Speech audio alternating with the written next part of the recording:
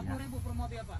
Wih, di. 10.000. Iya. Ada tiketnya nggak? Saya di sini dikasih tiket. Saya jelasin. Nggak ada tukang parkir minta duit di Jepang, apalagi yang muncul tiba-tiba. Di Jepang nggak ada tukang parkir, apalagi yang nongol bikin kaget. Buang sampah di dekat aliran air terjun.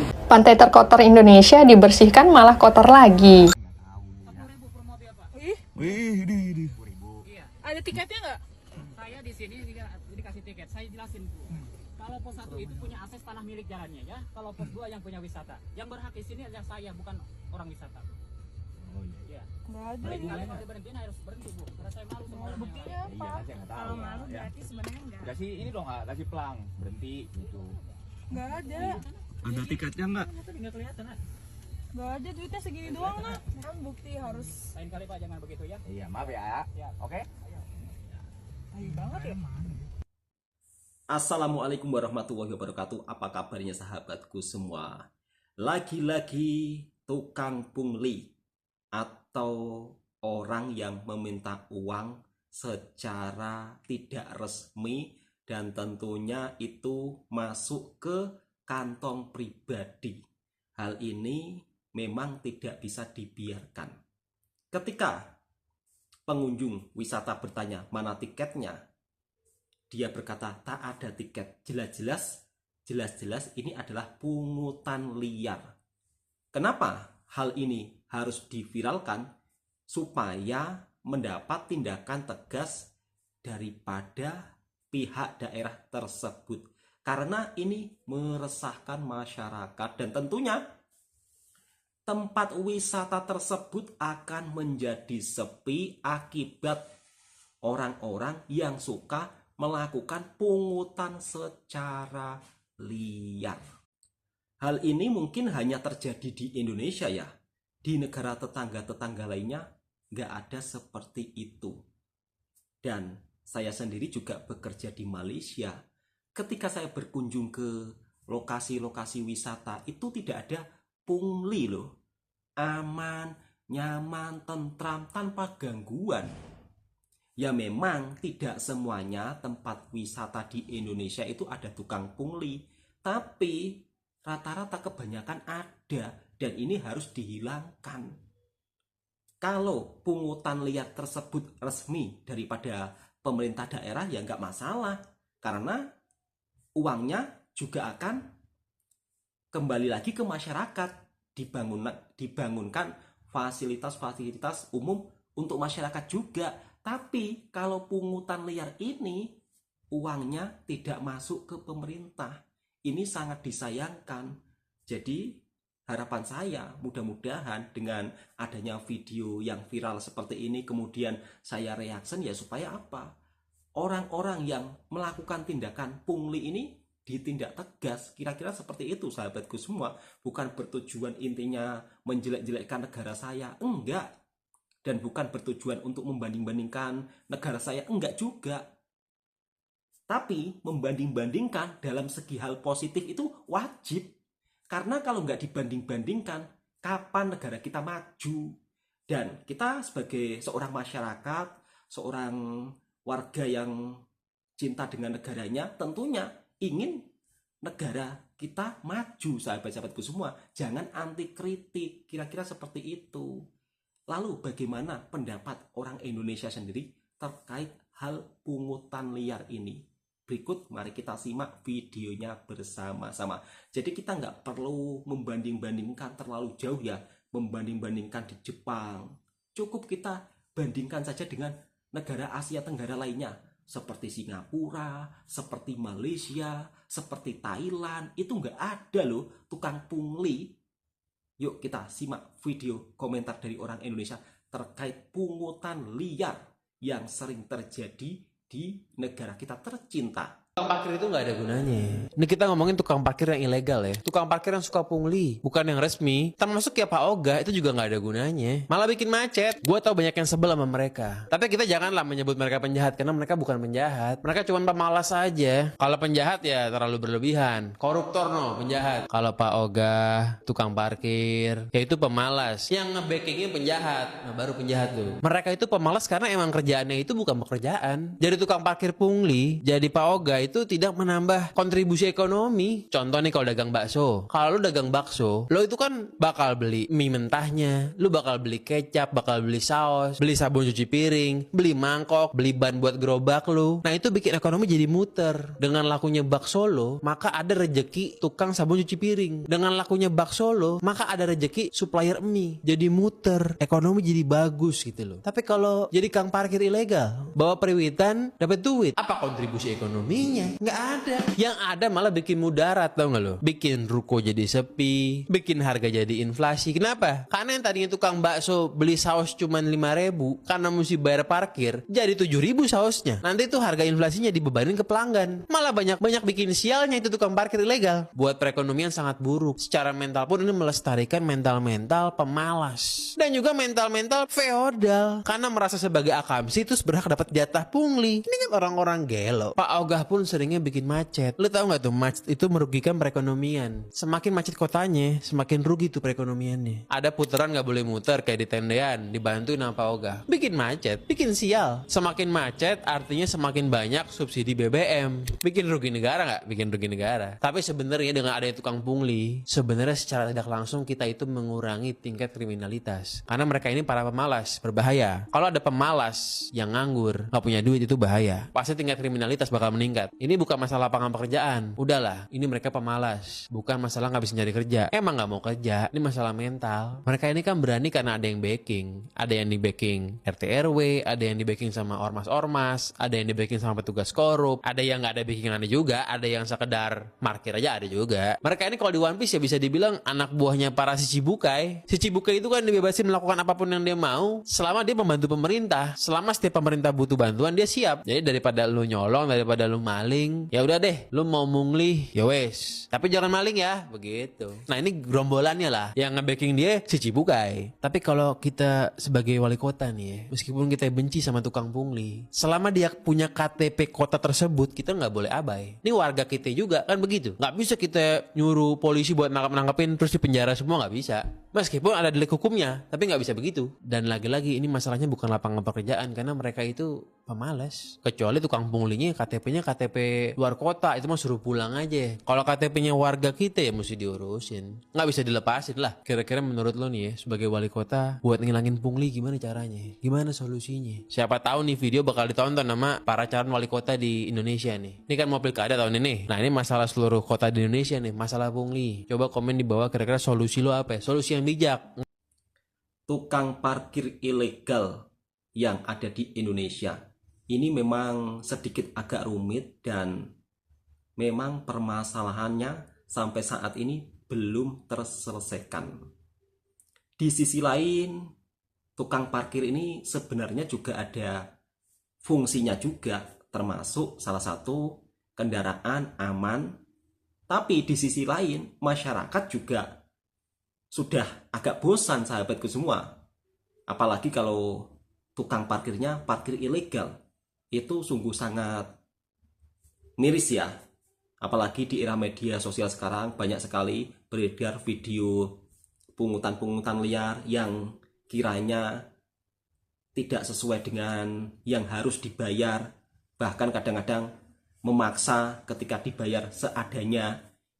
Harusnya untuk tukang parkir ilegal, kalau pendapat saya, ya udahlah, dikasih seikhlasnya, nggak masalah gitu. 1.000 itu sudah lumayan bagus. Kalau dikasih ya terima, kalau nggak ngasih ya sudah, kira-kira seperti itu. Nah, kadang-kadang tukang parkir ini, kalau motornya ada sesuatu yang rusak, dia juga nggak mau bertanggung jawab. Itulah kadang-kadang masyarakat juga agak sedikit jengkel.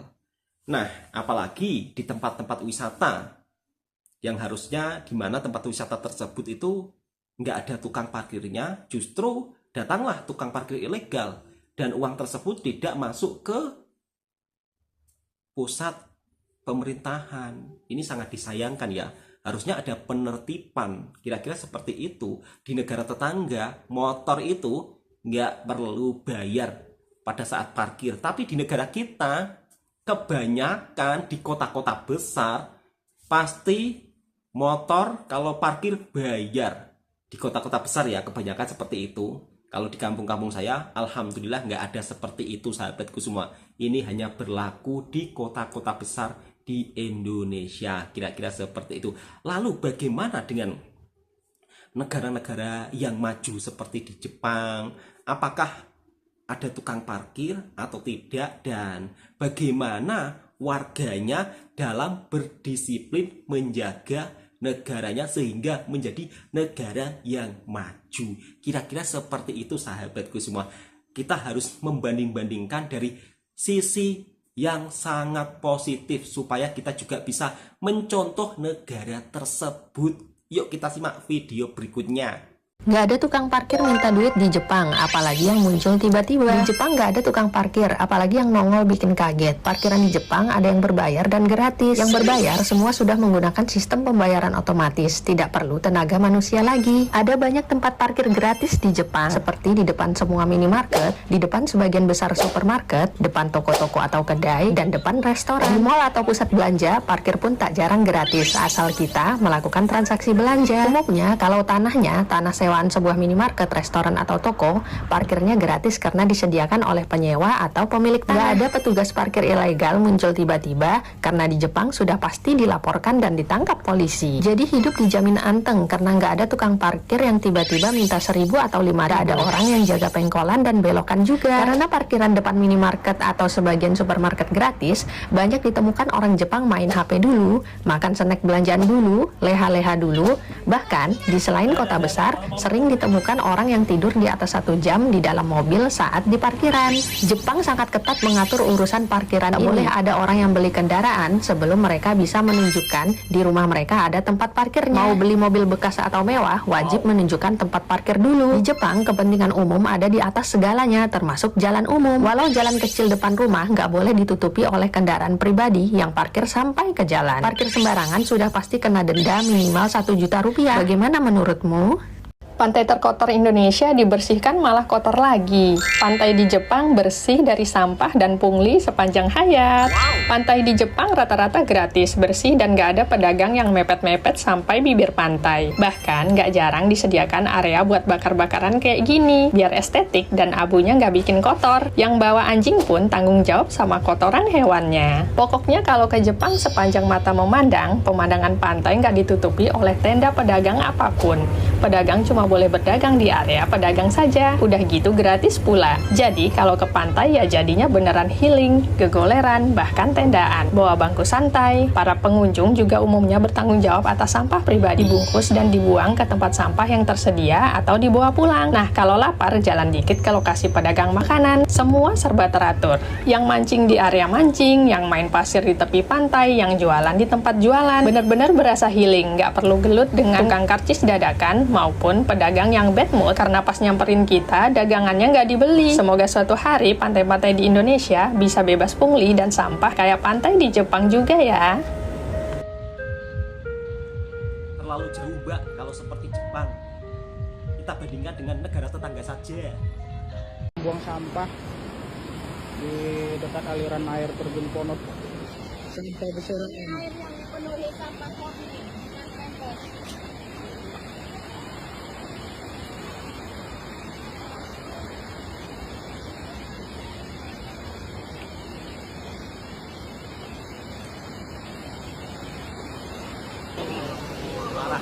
Parah. Ini tempat wisata tapi berkunjung ke wisata membuang sampah sembarangan, ya Allah. Merusak alam, merusak keindahan. Ini pasti bukan warga negara Indonesia ini. Warga negara Indonesia bukan seperti ini sahabatku semua. Sampah di mana-mana. Tahu. Ini warga Konoha. Mana-mana sampah. Tadinya kita itu pingin santai-santai di sini, tapi sampahnya terlalu banyak, jadi merusak pemandangan. Nih kelentengnya.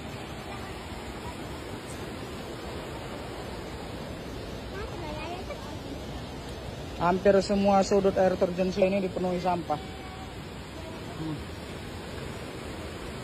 Memang masuk ke tempat wisata ini gratis. Apakah karena gratis makanya ini sampah ini nggak ada yang mengelola. Kalau menurutku lebih baik bayar 5.000 atau 10.000 per kepala, tapi tempat wisata ini benar-benar bersih lah ya dari sampah. Tapi ini kita tengok.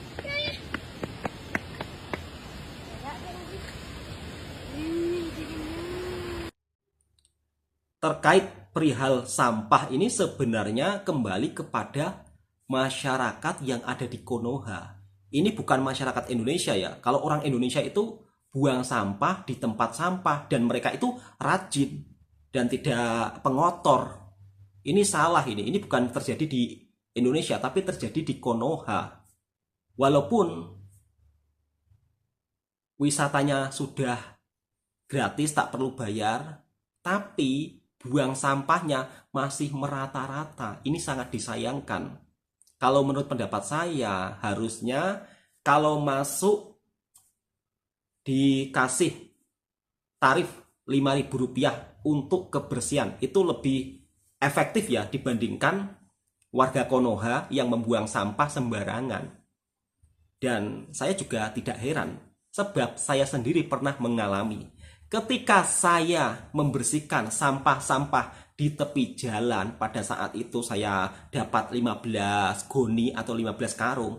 Setelah mau saya buang petangnya, tiba-tiba karungnya hilang, sampahnya dibiarkan menumpuk kembali. Ya memang seperti itu kadang-kadang. SDM warga Konoha ini bukan orang Indonesia ya. Jadi kalau orang Indonesia itu orangnya sangat rajin-rajin dan sangat menjaga kebersihan. Dan ada juga kemarin saya bersama teman-teman membersihkan longkang di tepi jalan karena sampahnya banyak. Kemudian sudah dikasih tulisan jangan membuang sampah di sini lagi. Malamnya, ya Allah, dikasih sampah lagi. Padahal sudah dikasih tulisan. Ternyata tulisan saja itu kurang efektif ya kalau di Konoha. Membuang sampah masih merata-rata itu sudah seolah-olah menjadi hal yang biasa. Ini sangat disayangkan. Kita harus mencontoh negara Jepang. Kalau Jepang sih terlalu jauh ya. Oke, kita harus mencontoh negara tetangga kita, Malaysia. Kebetulan saya di Malaysia. Di Malaysia, sahabat-sahabatku semua, kalau membuang sampah itu akan dikenakan denda. Jadi warganya itu disiplin. Dan hukum di sini benar-benar diterapkan. Makanya di Malaysia ini kalau di tempat-tempat wisata, sahabatku semua bersih, nyaman, tentram. Itulah kenapa Malaysia salah satu negara Asia Tenggara yang mendapat kunjungan wisatawan paling terbanyak di tahun 2023. Kalau kita bandingkan dengan Jepang terlalu jauh. Soal parkir atau soal tukang pungli di sini itu nggak ada. Parkir di Malaysia itu sudah pakai aplikasi ya. Jadi tak perlu ada petugas parkir. Dan motor yang parkir di area perkotaan di Malaysia tak perlu bayar, gratis. Jadi kalau kita bandingkan dengan Jepang, negara kita terlalu jauh lah. Kita bandingkan dengan negara yang terdekat saja, kira-kira seperti itu. Hal positif tak perlu marah-marah ya. Kita membanding-bandingkan hal yang positif tak perlu marah-marah. Kalau marah-marah kapan negara kita mau jadi maju? Jadi sesuatu yang positif wajib kita contoh, tak perlu marah-marah dan tak perlu gengsi. Kira-kira seperti itu. Cukup sekian, semoga video ini juga bisa memberikan informasi yang bermanfaat serta bisa mengedukasi para sahabat-sahabatku yang mungkin yang mungkin perlu edukasi. Kira-kira seperti itu. Cukup sekian, assalamualaikum warahmatullahi wabarakatuh. Yang suka dengan video reaksinya Bang Toha Channel, silahkan tekan tombol merahnya, subscribe, komen, dan bagikan ke sahabat-sahabat Anda semua. Assalamualaikum warahmatullahi wabarakatuh.